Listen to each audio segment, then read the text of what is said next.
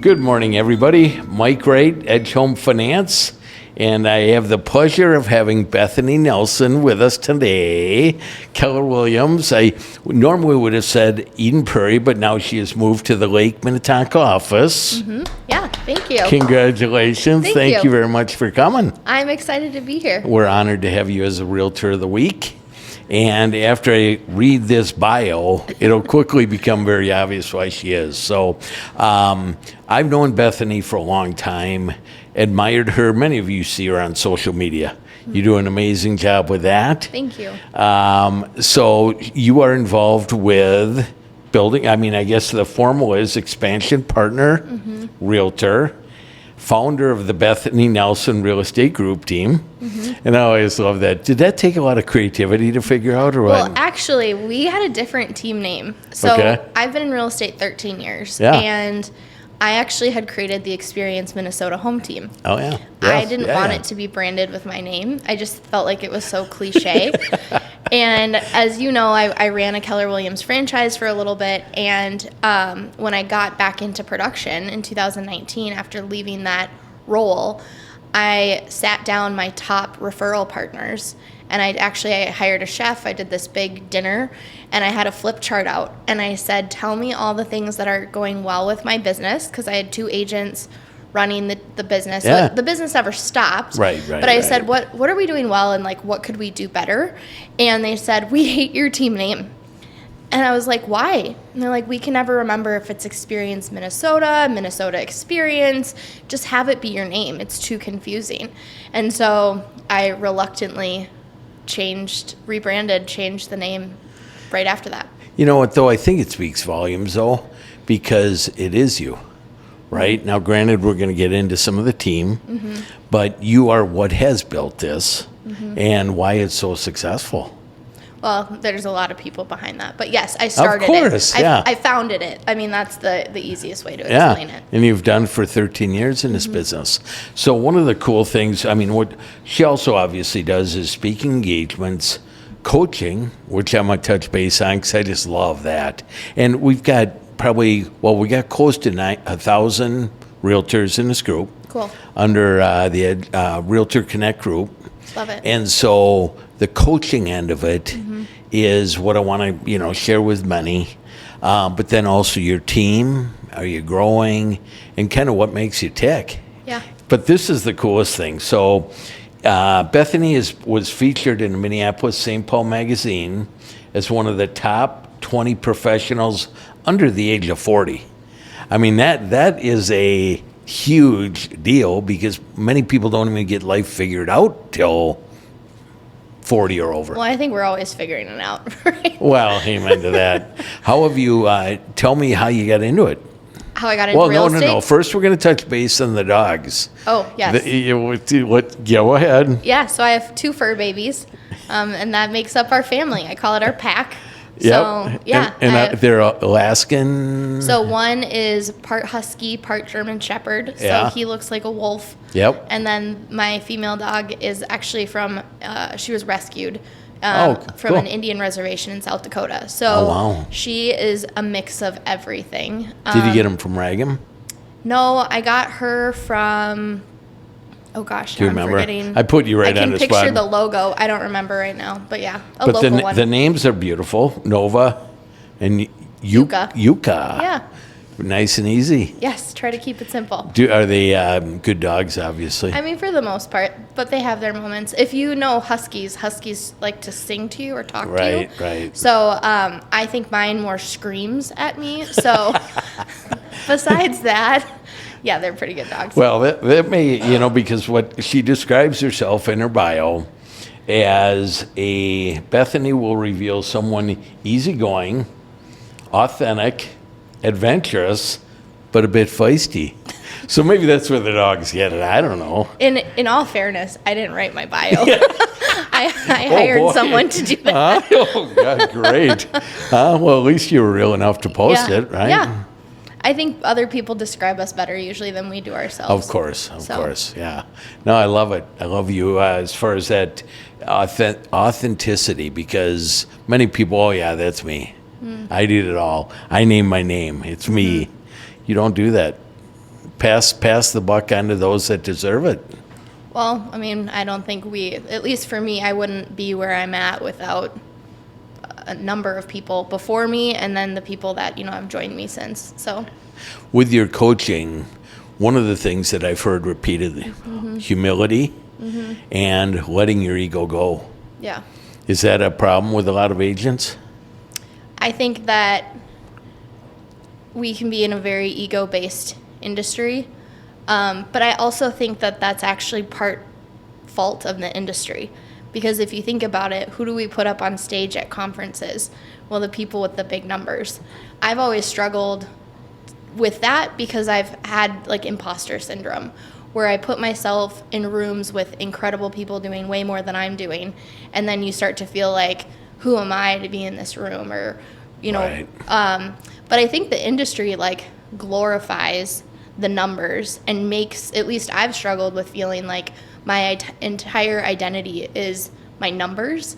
And when I got over that, things became a lot simpler and more fun. But I think part of that's just the industry and how we celebrate people. So I almost you can't like blame them. You know what I mean? It's I think that what I see a lot of is a me mindset. Yeah. And that's, and I think that for you to realize that and pull back, because that's got to be intimidating. I mean, there's some players, we're in Minnesota, right? Yeah. And so there's a lot of people that do mega numbers here, Huge. but to always be compared. Yeah. Yet your business is extremely successful. We'll touch base on your team now. You've got a director of operations, Jessica Corners. Yep. Tell me who else? What else? Yeah, so Jess joined me in 2021. She actually came to me from the Minnesota Wild. She ran the Minnesota Wild Foundation.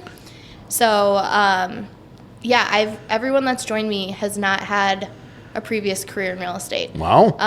And then we have Brittany Gorman, who's part-time with us. She is a project manager. So I've actually gotten into project managing construction projects for clients, debating getting my general contractor license just because that's become a big part of our business. Good. And then we have 4 agent partners. So Kylie, Kimberly, Alyssa, and Jordan. Got it. And so how has that been building a team, right? I mean, you've got the talents of coaching. You know the business because you've worked it, managed it. Is there a difference between managing the Eden Prairie Keller Williams office compared to running a team? There's a lot of similarities. There are definitely a lot of differences.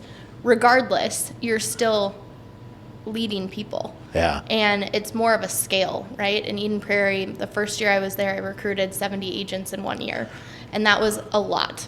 And now with the team, it's just not as big of a scale. Right. We've recruited, but we're at the same size that we were just a year and a half ago. And our business this year is up 19% Beautiful. from last year. And so for me, I actually care a lot more about what we call per agent productivity. So I don't believe people should just get into business with a team and flounder, right? Like it's like I have responsibility if I bring them on.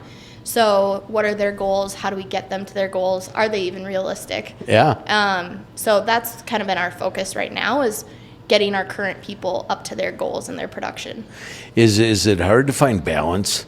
I mean, you've got coaching, you've got speaking, you've got your personal life, which is an important part of your life. Yeah. Yet you got to run a business, you got to sell some homes. Yeah. How do you keep it all organized? With other people. Do you? Yeah, I partnered with a business service platform called Place a year and a half ago.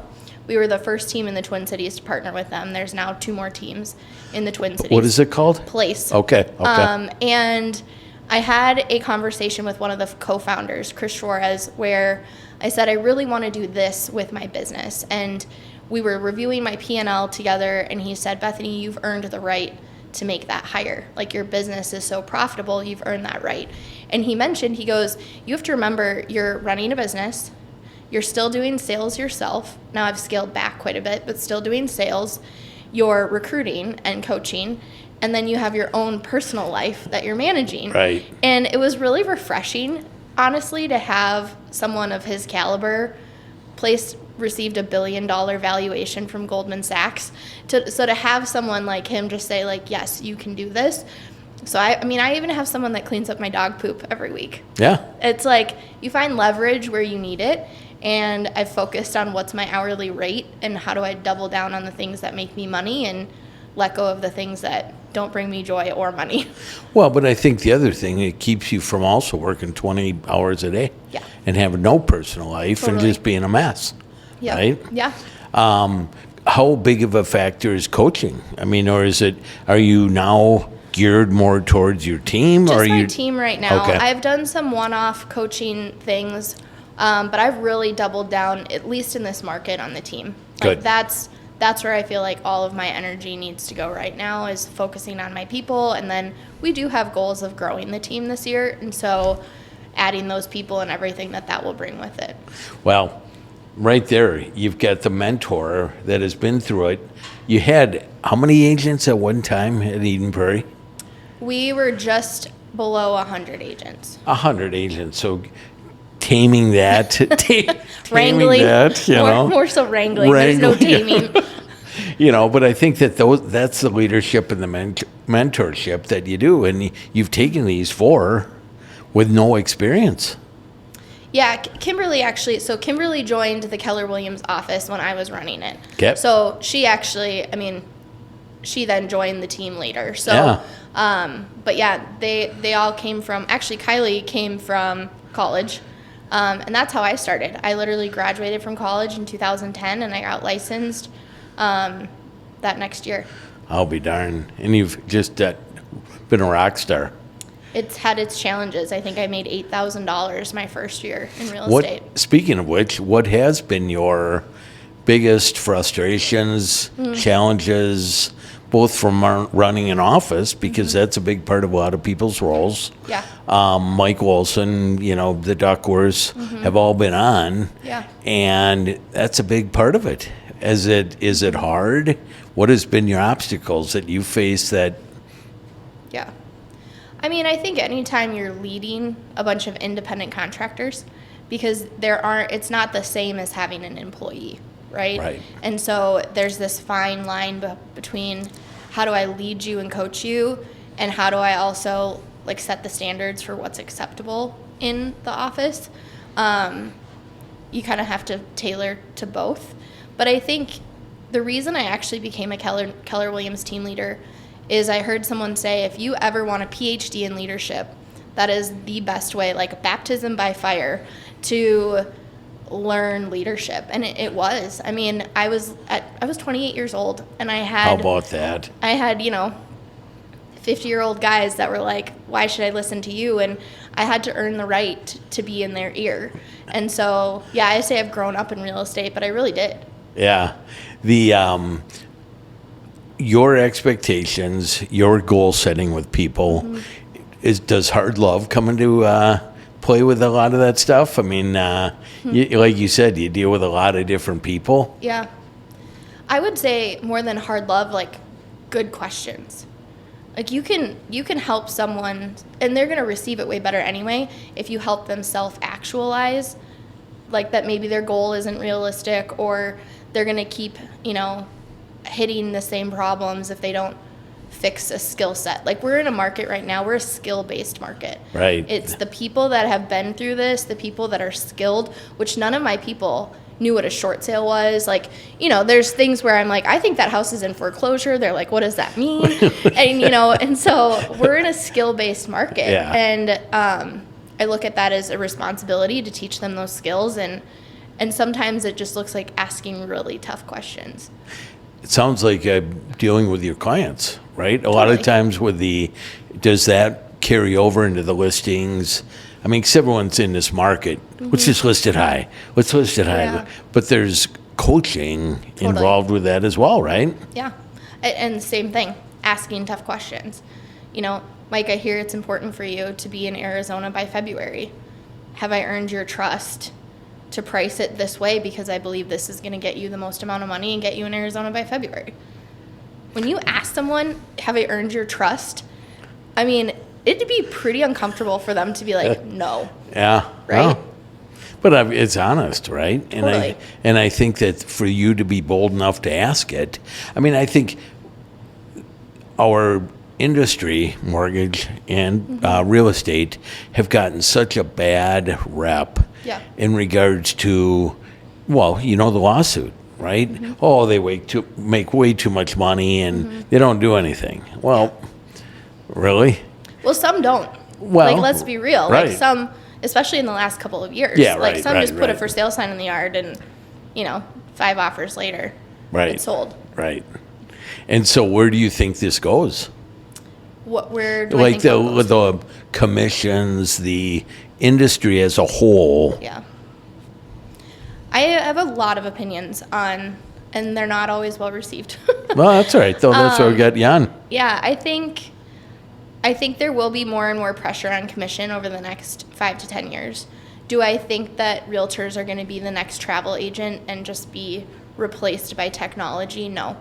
But I think back to the comment earlier about being in a skill-based market. Yeah. I have started to call myself a real estate wealth advisor. And I think and I believe that real estate is one of the best tools to build wealth. And people don't sell smart, they buy smart.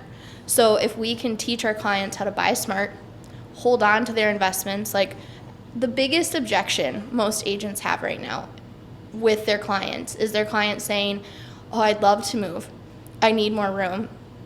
But I can't give up this 2.25 or 2.5 interest rate that I have from refinancing during the pandemic.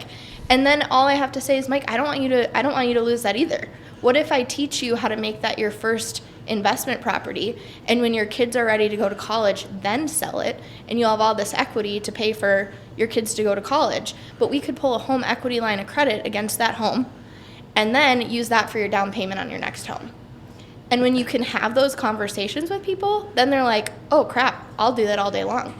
So what I hear you saying, though, is it's also education. Totally. Right? I mean, realtors just cannot come in, here's comps, here's what it's worth. You have to teach them. Hence, you have to be knowledgeable about all this. Yeah. And that gives you an advantage that you share with your team. Totally. Yeah, I mean, we would have hit our production goal in 2022 or been pretty darn close to it if we wouldn't have helped 8 families do what I just said. Wow. We were that close. And it was a little painful because it's like when you're that close. But at the end of the day, what's most important? Well, now those clients, and here's the other thing, they no longer feel like a fast transaction. They're invested in my wealth building journey. Hence earning their trust. Correct. Is it hard for these people coming into this business that have never gotten a paycheck per se on one transaction this size? Are you also coaching them how to manage money? I mean, that's also a kind of a mom type thing, but that's what we got to do. Yeah, so a couple things that we do. Like, one is when a new agent onboards with our team, I actually give them a roadmap on here's how to set up your own LLC. Go open a bank account in your LLC's name. Read this book called Profit First and follow the model. Because the reality is, and I see it with some of my agents, and I for sure see it in the industry, is all of a sudden they're making these big commission checks and they just go spend it, right? And so one of them the other day was like, so how much do you think I'm going to have to pay in taxes? And I was like, I shared a number with them after looking at their production, and they freaked out because they're like, I don't have that saved. I was like, well, okay, can you commit to doing these steps this coming year? Because, once a realtor is making over $75,000, they should be filing their taxes as an S corporation. Right. And so there's just things like that I've painfully experienced that I try to keep them from having to experience. And some will still have to learn their own way, and that's fine. But the other thing we do is So the other co-founder of Place is a guy named Ben Kinney. Oh, yeah. And so Ben created during the pandemic a course called the Wealth Series. It's free. It's available to anyone. And this last year, he rolled out an updated version, Wealth Series 2.0. And so we actually lead our clients through the Wealth Series material. Beautiful. And so this last spring, we had 170 clients sign up to go Wow. through the Wealth Series. Yeah. I'll be darned. Well, I mean, I think some of these things that you're talking about are why you are who you are, right? Because I think there's a tendency to get so, where's my next deal, robotic, Yeah. and running out of fear, money, etc. You're learning, teaching people how to handle it so they're not running with fear of money. Yeah. Ben actually says all the time, he goes, my confidence comes from the quantity in my reserves and the quality of my people. Wow. And that's something I've like really taken to heart, because when you have reserves, you're not worried about the next deal. You Correct. can think about, like, we're not having a great December, but we had a fantastic November, had a great year, Yeah. and our January is already stacked. Nice. So it's like, I don't have to worry about December because Yeah. we have the reserves. It's not a big deal. How do you, with these 4 people, call nights? Are you coaching them weekly? How do you run that business? Yeah. So we actually have what we call our opportunity model. So depending on their production level, it kind of is how much they get from me, from the operations team, even in like their own marketing budget. So for the most part, yes, we're doing call night once a month. They're in the office every Tuesday, Thursday, and we're lead generating together. And then I do group accountability one week and then one-on-one coaching the next, and those alternate. Beautiful. Yeah. So, and they realize that, and if they don't come through this, I mean, I've had the ability, or I should say the honor of interviewing a lot of people, Yeah. 18 and up. It always seems to be the systems are set up, but you better work the systems. Yeah. That's get, and that's where I think that tough love comes into play. But sometimes, to be honest with you, is it really tough love, or is it you just want them to be okay? You know, I've learned that sometimes we care about our people more than they care about themselves. And I've had to let that go. And I kind of look at it as like we're a gym. So like we have all the systems, tools, technology, all the things to be successful. You just have to come in and lift the weights. Yeah. And if you don't do that, you're not going to have the results that you want. Right. And then we're the trainer and the coach. I mean, we've got a guy within our office, Tom Allis, right? The dude works his tail off, hard, long hours, disciplined, but he's successful as hell. And everyone's like, I want to be like him. I want to be, well, Got to do what he does. got to do the grind, baby. Yeah. So social media, let's touch base on a little bit on that. Sure. You love that. I don't know if I'd say I love it. I do use it a lot. Yeah. You're Lots of comfortable posting. with it. Very You come comfortable. across very, very good. Thank you. Yeah. Facebook, Instagram, doing a YouTube. Yeah, so I flipped a house recently that I called the Hoarder House. And we made YouTube videos on that, and people love that, where they're just like, how much crap was in that house? 3 dumpsters full of stuff. Yeah. So, yeah. Is it hard for you to come up with content? I have a harder time with the editing and the publishing than I do have the ideas. So Brittany helps me with that. So that's Got it. something that we've been more focused on in the last couple of months. And then we're having our agents do. So what Brittany will do is like work with each of them. They're on a different week rotation, and they make a reel. And then Good. we post it and collaborate with them on Instagram, so it shows up on our team one Beautiful. and their personal one. Yeah. Because we want to reach their database too. So much, our number one source of business is Sphere, past client. Number 2 is open houses. And then number 3 is agent referrals. And so trying to help them specifically social media with number 1.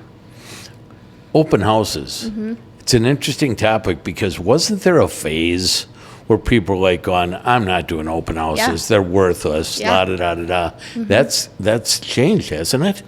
I'm totally cool with people thinking they still don't work, because that's like one of our top Gold. sources of business. Yeah, right. But I mean, there are moments where people in the office will even be like, open houses don't work for me. And I occasionally do them. I try to have the agents do them more than me because I don't need another buyer. Like, right. But I'll do them if no one else has the availability. And I forget what commitment I had on a Saturday. So I did it Friday, 3 to 5. I had 4 groups come in. This just happened a couple weeks ago. And the last group that came in right before it was over, because you know that always happens, unrepresented buyer, and they worked with us.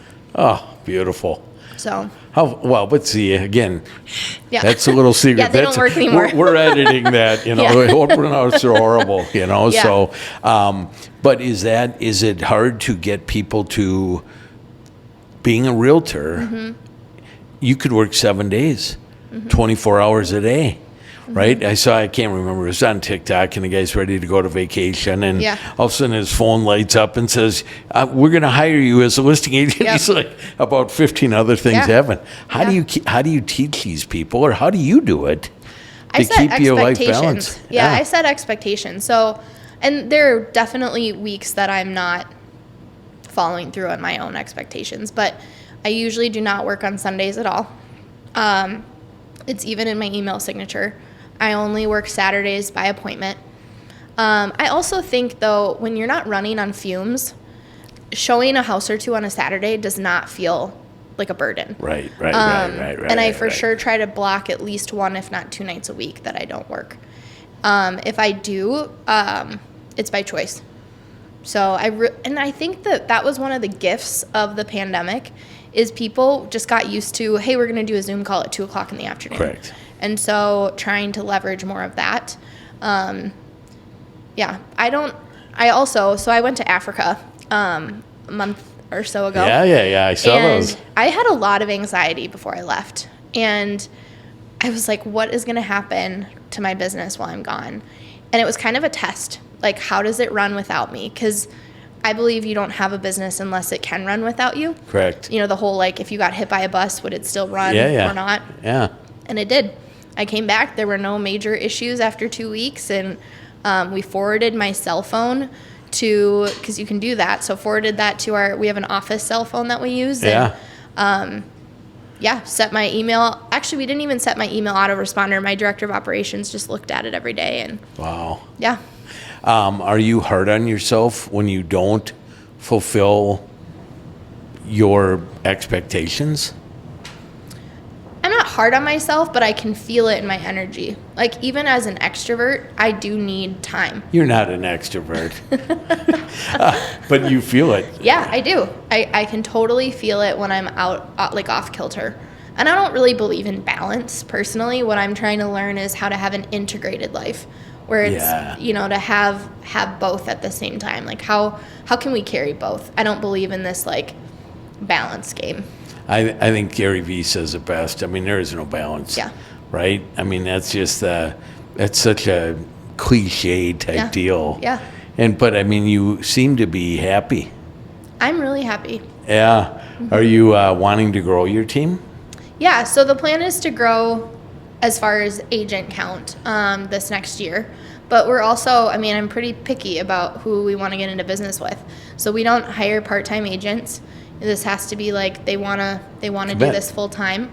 They have to be coachable, because if they're not, it's the same thing. Like, I have all the tools, but if your perspective is you can do it better, then awesome. High five, go do it better by yourself. So, what about? Here's an interesting question. There's plenty of companies, EXP, KW, Sotheby's. Yeah. All of them want you because you're good and you're successful and you've proven yourself. Is it hard to, and I dealt with Aaron Duckworth and Mike Wilson on this. Yeah. Is it hard to stay within KW? No, but I'll just be transparent in that, I've even told them this. Like, as you grow, you go, what is the value that I'm now seeking from my brokerage? Right. And so for me, I feel like I have a really good relationship with our office owner, Jake Lures, and the leadership team, where I'll pick Jake's brain and I'll have conversations with him. But to be honest, I don't really get recruiting calls. I think that they know. Well, I don't know if it's that they know, because honestly, like, there was a season, because I think there's always a season where it's like you could have called me on the right day, Right. right? Like, let's just be real. Like, there are days where you're like, screw this, but no, I'm very happy with the office, and our team is happy there. I will say, partnering with Place, we get so much from Place and Place is broker inclusive, so you can be at any brokerage. Like, the other two teams in the Twin Cities are at EXP and then at Real. Wow. So it doesn't matter where you're at. So to wrap up a lot of this stuff, give me 2 or 3 pieces for people out there that may be new, maybe experienced. Yeah. What would you offer them as advice from you that seems, hate using balance, but well put together and successful? Well, I would hardly call myself put together. Okay, utter freaking chaos, You It's just carry just- yourself well, we'll call it what it I've is. I've learned what to pay attention to, and what just to go, like, can't control that. Like, what's the point? I think one is, don't ever stop growing personally. Like, your business will only grow to the extent that you do as a person. And so much of maybe what looks like, I forget what term you used, but that looks like it's not chaotic is the work I've done on myself, where it's like, it is chaos. Honestly, it's chaos all the time, but that's not what I pay attention to or what I focus on. So I'd say that.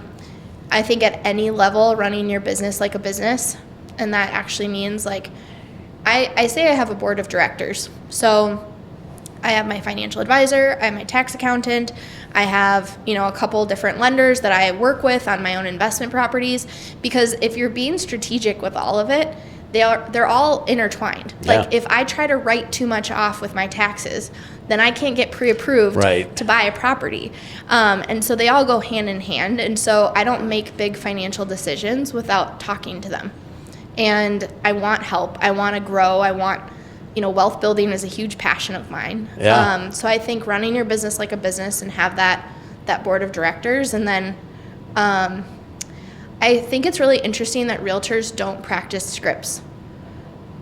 So much of what I say is a script. And it's just, I've practiced it so much, it becomes internal and it just sounds normal or whatever. But that's how we can convert. Like, we've had to add in our CRM a business source, Boulevard Kitchen and Bar, literally up the road from my home. It's just me. So if I don't want to cook, I just go up there, I sit at the bar. I convert business out of there by just strangers sitting next to me. Now bartenders, I had a bartender there call me while I was sitting in an open house. Hey, there's a lady at the bar and her daughter wants to see this house in Hopkins. Awesome. Hand her the phone. And we sold her a house. Wow. So, yeah, I think there's business out there. You just have to know what to say. Right. To build the rapport relationship to convert it to be yours. Is it people just feel like, because maybe this gets back to this whole ego thing, I'll just dance. I'll dance how I can dance. But they don't prepare. Yeah. Right? No football player, no basketball player, no dancer does anything without practicing. Yeah. Yeah. And I think, here's the worst thing that could happen. They say no. Right. Okay. I don't know about you, but I'm fascinated with people that come across really confident.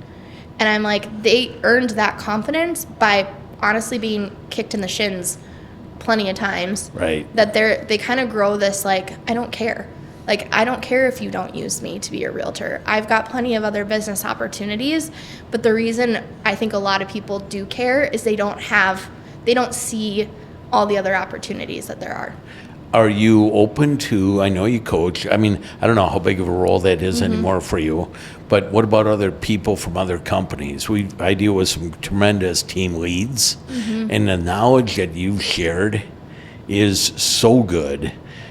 Should people reach out to you, or are you just full plate? I'm not doing any coaching right now, just because I'm super focused on our team. Good. But I love investing in other people, and I learn a lot from other people too. So I'm always open to having a conversation with someone. Usually I'll tell them. So who I get phone calls from the most is lenders right now. Yeah. And what I say is, hey, I already have my go-to people. Yeah. But if you want to come to the next open house I'm hosting, you're welcome to come. I had a guy take me up on it recently.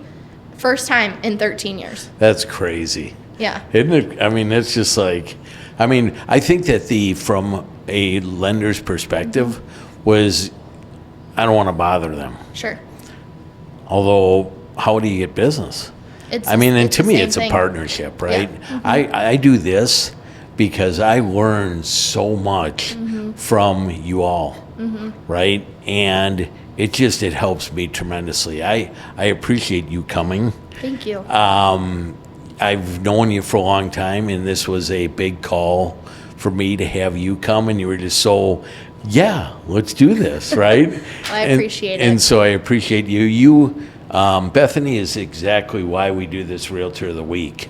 The experience, the knowledge, the success that you've had, utter chaos or not, is why we have you here. So we appreciate you being on, my friend. I appreciate you. Yeah, thank you very much. And you guys all, we appreciate you. We're getting to that 1,000 member number. We want to get there. It'd be great by the end of the year.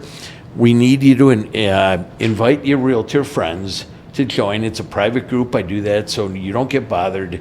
Second of all, we've got Instagram and YouTube, Realtor of the Week. Bethany will be on there sharing her bits. And thank you, my friend. Thank you. You got it.